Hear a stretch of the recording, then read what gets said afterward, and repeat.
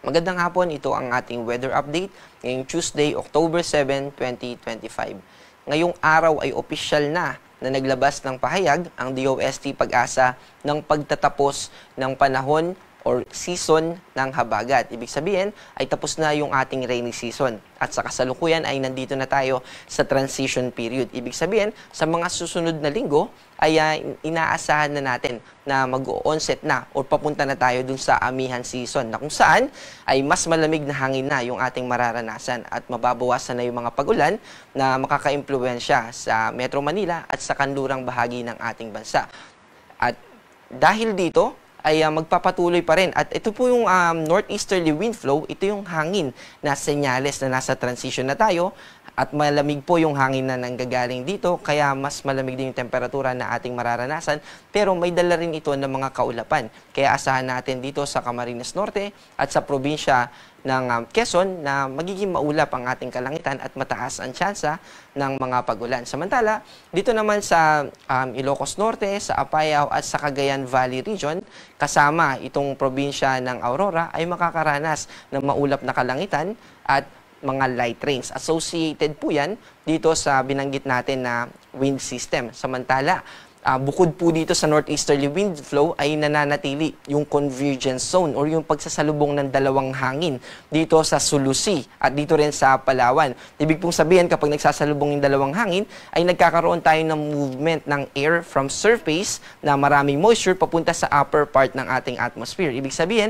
ito yung tutulong para magkaroon tayo ng mga kaulapan na pwedeng magdulot ng mga pag-ulan. Kaya po, dito sa Palawan, ganun din dito sa buong Visayas at sa buong Mindanao, ay makakaranas tayo ng maulap na kalangitan at mataas na tsansa ng mga pag-ulan. At tungkol naman doon sa minomonitor natin na cloud cluster noong mga nakaraang araw, dito po sa labas ng Philippine Area of Responsibility, kagabi ay tuluyan na ito na naging low pressure area. Pumasok na siya doon sa criteria natin para sabihin or i-declare na low pressure area na siya.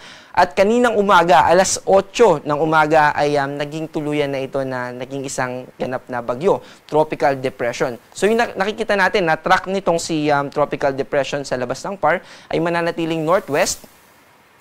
At yung tutukuyin niya na daan ay papunta dito kay Bagyong Halong. Si Bagyong Halong po yung binabanggit natin dito sa northeastern part outside ng PAR. And ngayon ay hindi na natin siya binibigyan ng detalyadong impormasyon kasi lumabas na siya dun sa tinatawag natin na Tropical Cyclone Information Domain. So, bukod po dito sa Philippine Area of Responsibility, meron pa tayong version yan na mas extended para mapaghandaan natin at meron tayong lead time kung posible ba na makaapekto ito sa ating bansa or hindi. Pero dahil nasa labas na siya ng Tropical Cyclone Information Domain, ay hindi na natin ito binibigyan ng mas malalim pa na impormasyon.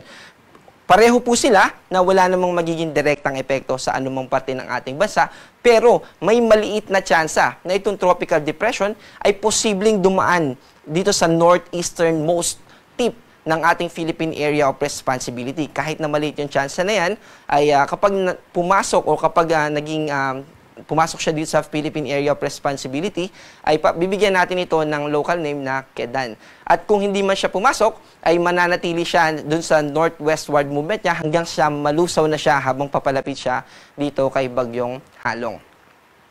Para sa ating forecast bukas, mananatili yung impluensya ng northeasterly wind flow, kaya magiging maulap pa din at mataas yung tsansa ng mga pag-ulan dito sa Camarines Norte at dito sa probinsya ng Quezon. Sa Metro Manila naman at sa natitirang bahagi ng Luzon ay magiging maliwalas ang ating kalangitan, mababa yung tsansa ng mga pag-ulan.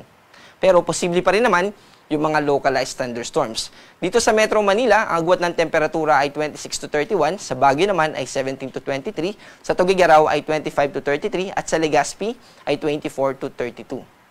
Dito naman sa Palawan, sa buong Visayas at sa buong Mindanao ay magiging maulap at mataas yung tsansa ng mga pag-ulan. Pero yung amount ng mga pag-ulan na yan ay hindi naman natin nakikita na magdudulot ng mga malawakang pagbaha. Agwat ng temperatura dito sa Puerto Princesa ay 24 to 30, sa Zamboanga ay 25 to 32, sa Cebu ay 26 to 31, sa Tacloban naman ay 25 to 30, sa Cagayan de Oro ay 25 to 30, at sa Davao ay 25 to 32. Wala po tayong nakataas na gale warning sa kasalukuyan pero pinag-iingat natin yung ating mga kababayan, lalo na dito sa timog o sa southern part ng ating bansa dahil posible pa rin na umabot ng 2.1 meters yung ating mga pag-alon.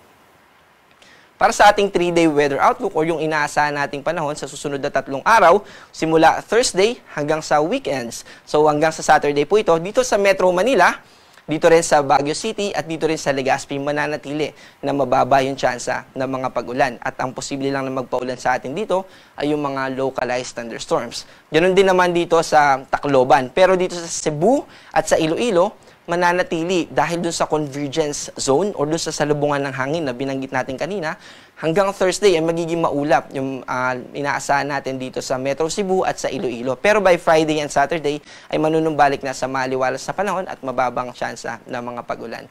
Dito sa Mindanao, particular na dito sa Metro Davao, Cagayan de Oro at Zamboanga City, ay mananatiling partly cloudy to cloudy skies. Ibig sabihin, yung maulap na nararanasan natin ngayon ay mas mababawasan pa. At yung tsansa ng mga pag-ulan ay mas mababawasan din. Pero again, posible pa rin yung mga localized thunderstorms.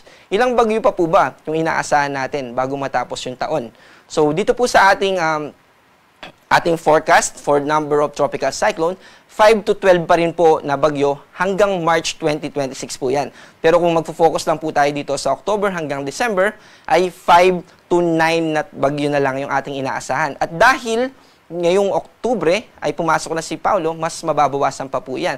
Sa Oktubre ay 1 to 3 na bagyo na lang, at for the rest of the year hanggang December ay 4 to 8 na bagyo na lang yung ating inaasahan. Again, ito pong forecast na number natin ng mga bagyo ay based on historical records.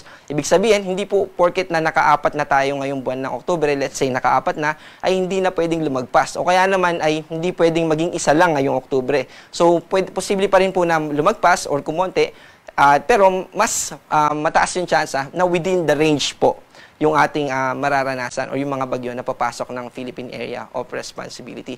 Ito naman po, yung usual tracks niya. So, during month of October, meron tayong 5 main tracks. So, historically, ganito po yung mga naging usual na dinadaanan ng bagyo. Si Paulo po ay parang ganitong linya. So, meron din po tayong ganyan at partly ay pinagbabasihan din po natin itong historical data natin para tulungan tayo sa pag-forecast. Pero hindi lang po yan yung pinagbabasihan natin. Marami pa po tayong basis at saka data na ginagamit. At ito pong mga ganitong impormasyon ay available po sa website ng Pag-asa.